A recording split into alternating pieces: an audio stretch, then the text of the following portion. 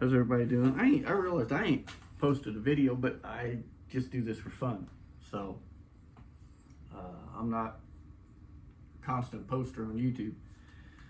But I thought I'd let everybody know, after quite a bit of work and actually taking the time to try to dial the truck in, we've got it where I'm happy with it. Made a lot of changes along the way. One of them was we lowered the front suspension. The back has always been roughly 4 inches lower than factory on an S10. The front's now 4 inches as well. First thing I want to say is this truck, although it looks a certain way, the truck is not what I would say all that. It's just a home built hot rod. It makes good horsepower, it's low maintenance, and it's reliable. And that's what I was after. Something to have fun with. I did the big block because the truck's always had a big block in it. And quite frankly, back in the day, every time you saw an S10, it had a small block in it. Now every S10 has got an LS in it. And I just wanted to do something different. So everything on this truck, other than maybe a few brackets that I made, like the alternator bracket, everything's off the shelf. You can buy the parts anywhere, okay? So, but we made a lot of changes to it. We took it off for years I've run this on Sunoco 260 GT Plus. We tried some other unleaded stuff that was higher octane. That stuff's 104, it's oxygenated. And for the boost I run in the street, you know, like 8 or 10 pounds, it don't need anything more than that. It run really good on it. You know, we could run more boost than that, but honestly, you know, it's a 500 9-inch motor. Before we changed the camshaft in it, it made 728. That's plenty of horsepower, honestly. You throw 15 pounds of boost at it, if relatively speaking, that doubles the horsepower. You're looking at a 1400 horse big block in an S10. It's twin turbo. So, and I'm just saying relatively speaking. We did the cam swap and everything, so it might be making 2 more horsepower now than what it was. You know, even NA, when I had the tunnel ram on it in the 2750s, this thing would destroy tires all day long. It'll seriously destroy them now if I want to. Especially when we turn it up to like 23 pounds, where it's currently sitting at a boost. But after finally getting the time and the boy getting the time, we've took it out. We've, what I want to say, tested it. We made some 8th mile licks on it. Got the truck dialed in. It's on 116 Sunoco, maximum 116. That's what we run it on now because it's a lot easier to get. It seems like the 260 GT Plus, as soon as the Sunoco stations get it, it's gone. So I don't know who's using it, but it's gone quick, and I got tired of trying to find it, so I went back to 116. And like I said, this truck is super easy. It's simple, it's basic. There's not a lot to do to it. It's big block. It's got a good bottom end, you know, good block. It's Cali's cranking rods, King bearings. It's got a billet hydraulic roller in it. It's like 680 lift, not really that big. It's a 114 lobe separation. I think it's like a 297 308 duration. You know, some Flowtech heads, which heads are heads. It's what you put in them and make the difference. They've been very good. IRD is who I went through to build the blow-through carburetor. I checked with multiple people, and I wanted a good-looking carburetor as well as one that would work. John built me a dead nuts-on carburetor for it. We made changes to it, but other than that, it's been spot on.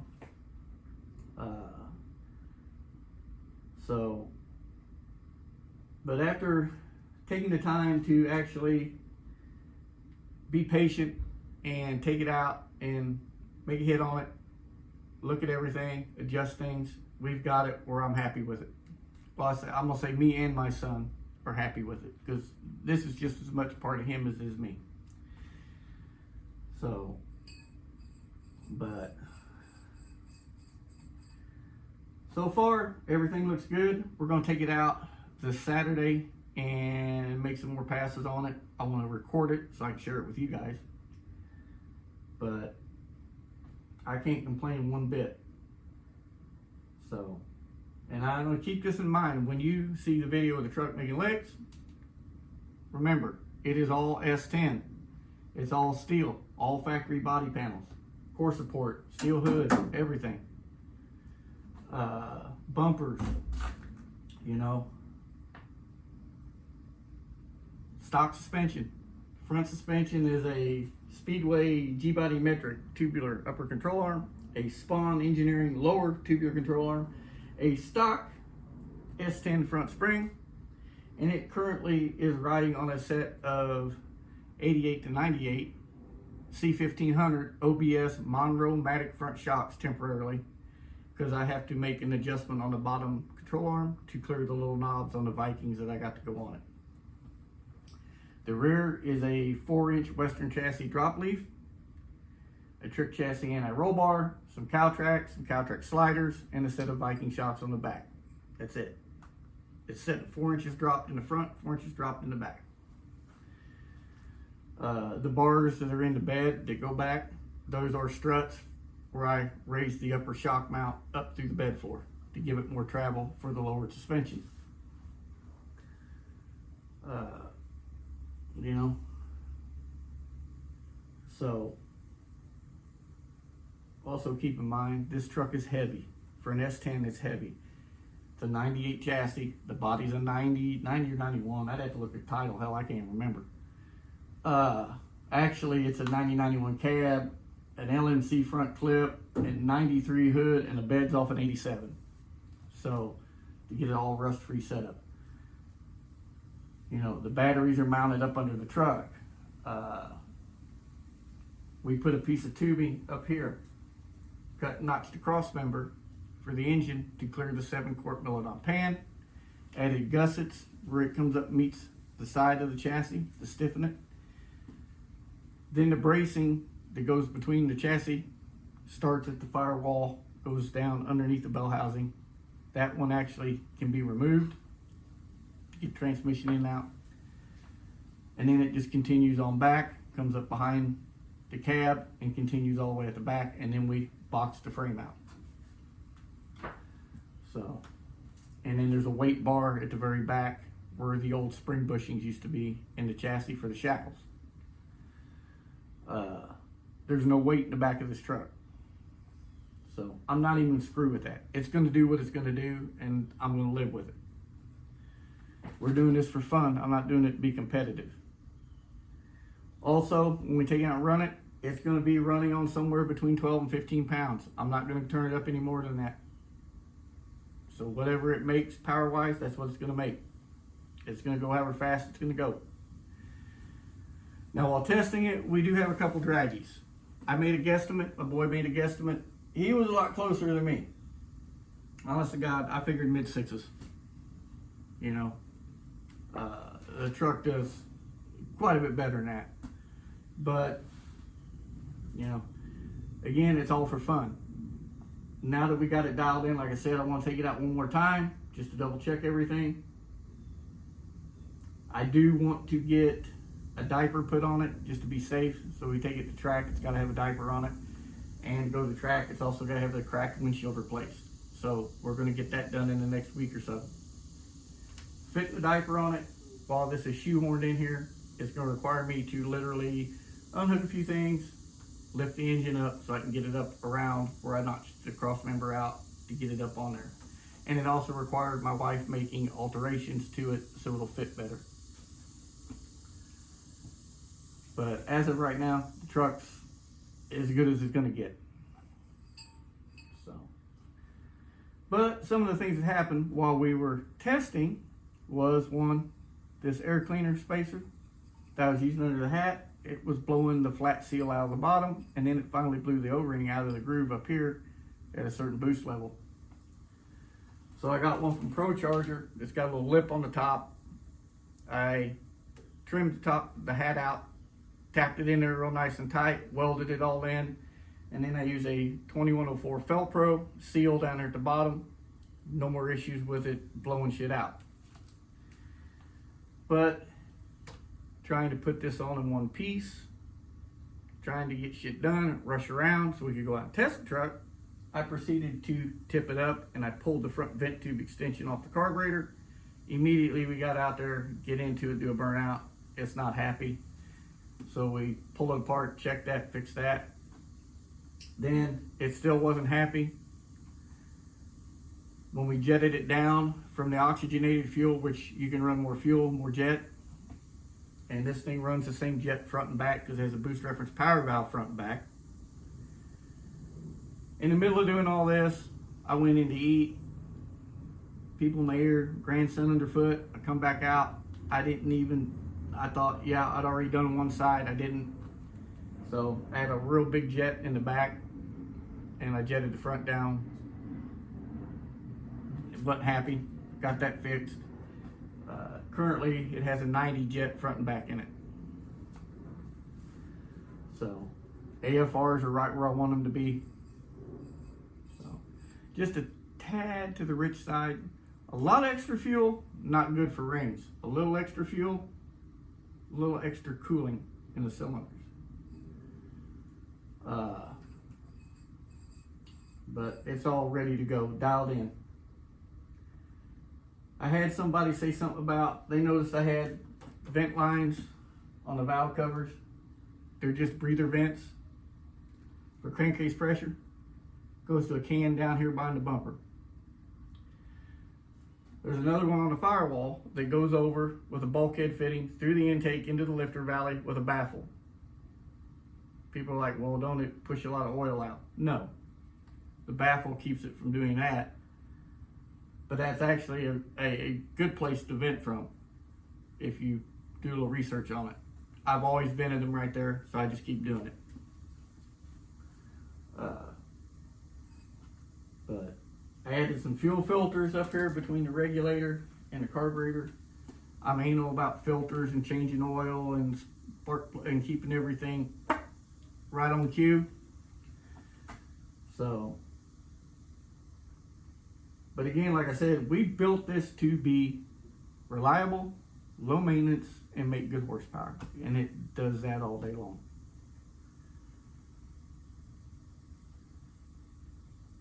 So now the next step is after we test, there might be something going down, not this Saturday, but next Saturday.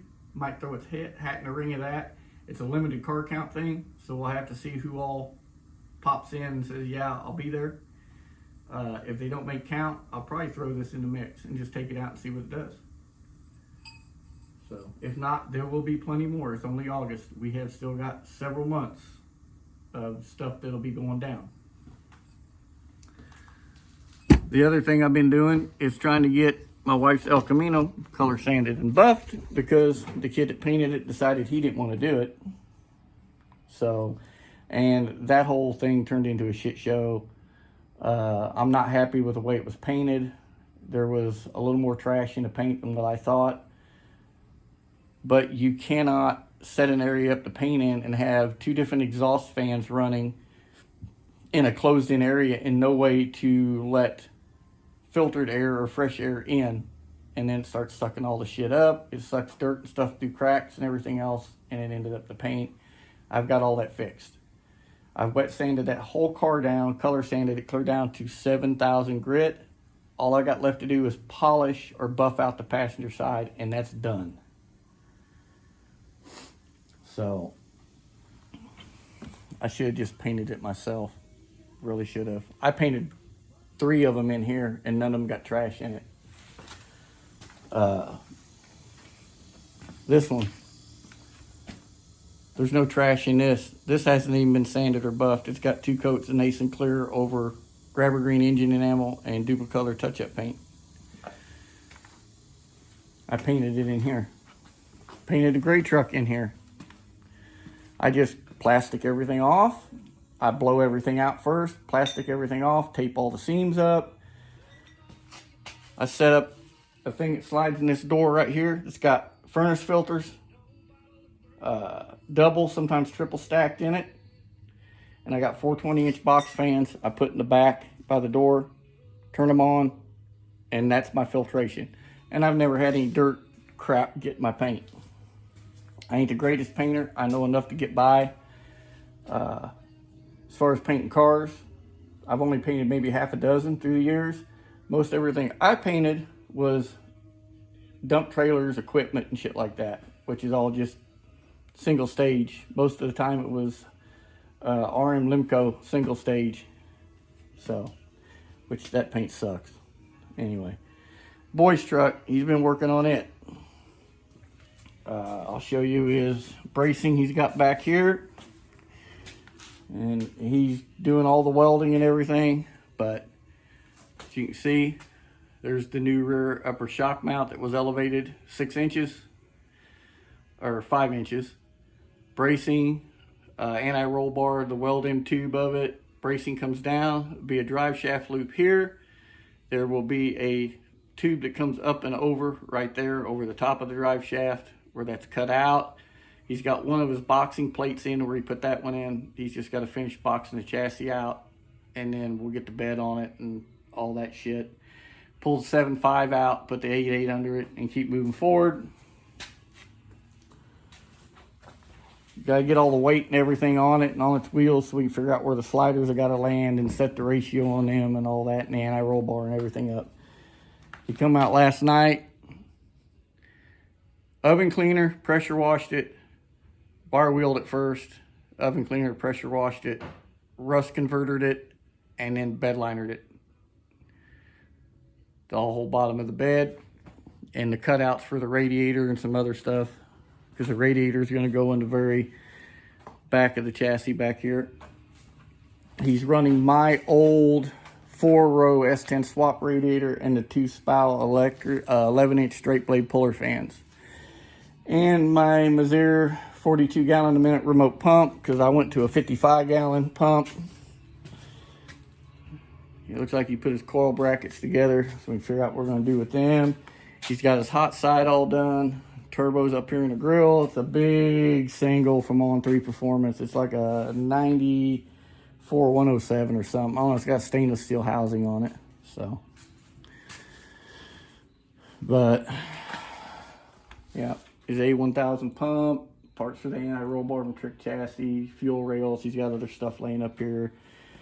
The new front drive shaft, single U-joint front and back for the chassis swap truck. Since I changed the yoke on the transfer case and got rid of the cardone joint. Don't need it. I've done that before. So, but pretty much that's all that's going on. It's been hot as hell up till the last week. So it come out here, it's 95 degrees, the humidity's high, and you sweat pouring off of you, so. But he's been out here working on this. Grandson started school yesterday, so that frees up some time.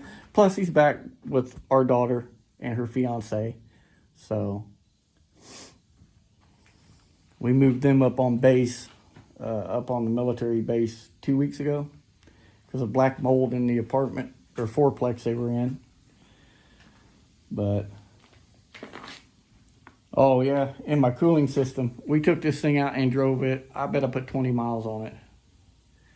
And we run a 180 thermostat in it. It stayed 180 degrees. Fans are kicking off and on like they're supposed to. I don't run them all the time. It's got a fan controller on it. It's a Davies Craig digital fan controller. And the way this is all set up, I don't know if I've ever explained it. Let me turn this around. I'm trying to do this with the camera facing me. Okay, there's a header tank. Water pump sits down here behind the bumper. It's all -16. This right here, this cap, I pulled the seal off the bottom of it so it can vent air up through it and out the side of it. That lets it vent out that -4 line over in to the top of this can. -10 goes out to a -16T on the inlet of the water pump. It's neck down to -10. This is under pressure. This is not. and then it just comes out, goes back through the radiator. It's a dual pass LS swap radiator for a C10 truck, and then it's 3-row, and then it comes back to the water pump and back through the motor. And this thing stays 180 degrees. I don't care what you do to it. I don't care how hot it is out. It stays at 180. I can get in it and flip the water pump on, and I can drive around the block 2 or 3 times with it, put my foot in it before I ever have to worry about the fans coming on. And one thing that helped was right here, you normally on a big block, you have a bypass, right? That comes from the intake to your water pump. Well, I was before running a -10 line to the inlet of the water pump out of the intake. I capped it off. I drilled 4 holes in the face of the thermostat, put it back in. This thing runs and stays right at temperature better than it ever has. So, and then putting the radiator in the bed, let me put the turbos down low in the grill. I run a K&N filter on both of them on the street. That way I can put the hood on it. We also got rid of the ML1000 plate kit, nitrous kit, took it off. I don't really use it. It was just a experiment that we were messing around with. And that 1/2 inch of clearance did allow me to be able to put my 6-inch cowl hood on this truck from hardwood that I've had for years for it. When we paint the truck, there's a pin on. I got Zeus rails and stuff for it. I'll just weld these holes shut for the hood pins. Or I might just leave them in them and run them along with the fasteners. This is a safety. But it also eliminated 2 gaskets up here because you had a gasket, nitrous plate, gasket, nitrous solenoid, plate, gasket in the carburetor. And it eliminated 2 of them. It got rid of them. They were... Well, he must have done something with them. They were laying... Nope, they're right there. Yeah, it eliminated 2 gaskets. Got rid of them. So... But that's all that's going on. I said we're going to take this down Saturday. We got 2 spots we can go test at. So if there's somebody down at one spot, which is where other people test at too. If not, we got another place we can go that only I know about. So it's all new blacktop. There's really no crown in the road. It's in the middle of nowhere, and it's like a 6 or 7 mile flat stretch. So you got buku room to test on. And then I'll show you this. Like I said, I've got it sanded down to 5,000 grit. I've only got this side left to polish. I started on it yesterday a little bit, but you can see kind of what it looks like. So I might get out here today since it looks like maybe the sun's gonna come out. Wife's home at 11, so we might come out and tag team it and get this done. But that's all that's been going on. Driving the shit out of that OBS. It's like having a brand new OBS truck. Yep, it's sitting back over there. So then I got to look at my daughter's 2015 Hyundai Elantra and see why the brake lights want to stay on. I'm almost betting it's a brake light switch, but I'll have to get my test light and stuff out and figure out where power is coming and going and get that straightened out for her. She parked it, didn't know they were on it, run the damn battery dead, then she had to go somewhere and couldn't go because the battery's dead. I had to go jump start her. So, and since it was right here in town, I just pulled the fuse and I told her, I said, hey, just go, get what you got to do, done. Hopefully you don't get a ticket for no brake lights. And you might go, well, it's a safety thing, you should have brake lights. Well, if you can't tell a car's slowing down in front of you, you don't need to be driving. So, and then I got to get rid of that Nissan. It's going to go bye-bye. I'm just going to give it away. I'm tired of it sitting here. And then that Mountaineer is like super low miles, 05. It's a V8. It's a 4.63 valve, all-wheel drive, no rust, no dents. Wife got forced off the road, went up over a big curb, and it messed up the upper control arm. It pulled it off the bushing and then busted the front bumper cover and bent the rear trailing arm. So I got to fix that at some point. Got all the parts here for it. I've just got to get it done. So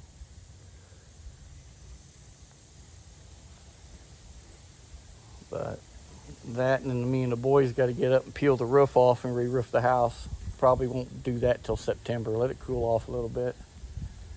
Not be raining as much. Other than that, everybody, that's all that's going on. So I'm gonna go back inside, finish up my coffee, and probably start working on the daughter's car. So till we post a video of us testing it, everybody, stay safe. Above all, God bless.